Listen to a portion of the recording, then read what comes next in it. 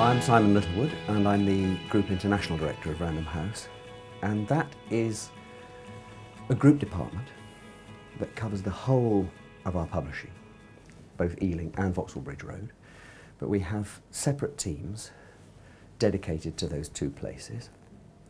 And we also have specialist teams that cover regions such as Europe, Asia and others. So those are people focusing on those particular areas. And we're always talking about books in English. Very often people think that because it's overseas we're talking about foreign language, but that's not the case. We're talking about the very books that are made here in the English language. And I guess about 1 in 4 of the books that we sell as a group are sold outside the UK. For some of the very big brands, it's much more than that. For the Dan Browns or the Christopher Paulinis, those big international books, you can even get more being sold overseas. But that's the sort of overall picture.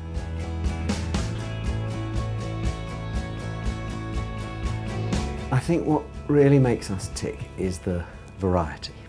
It's the variety of books right across the group and the variety of markets, constantly having to fit books to markets and see what the potential is in different parts of the world.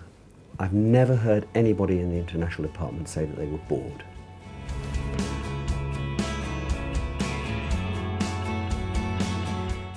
I think the main core requirement is flexibility, because you're dealing with a great variety of people and a great variety of cultures. And that means we've got to be a bit of a chameleon. We've got to adapt ourselves to the modes of doing business. So flexibility and adaptability are the key things.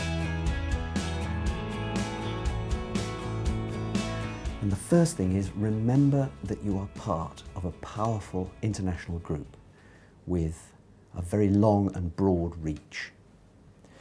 It's something that's been incredibly beneficial to us in the recent adverse financial circumstances during the recession.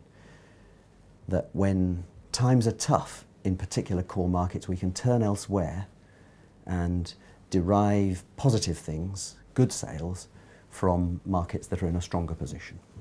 Because it's never the case that everywhere is down at the same time. Secondly, it's important to realise that the G word, globalisation, doesn't in publishing mean that one size fits all. We're constantly having to tailor the way we present our content to different markets.